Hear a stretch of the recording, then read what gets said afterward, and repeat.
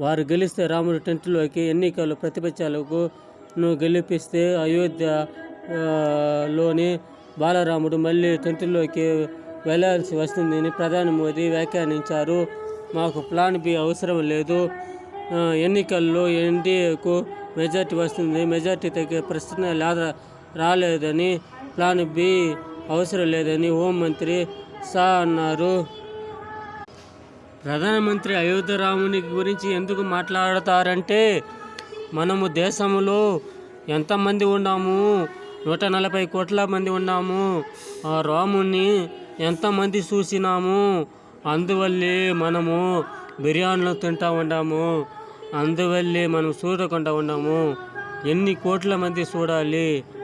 అందువల్లనే దాన్ని జ్ఞాపకం చేస్తూ ఉంటారు. భక్తులారా, మనము రాముని పూజించాలి. బాలరాము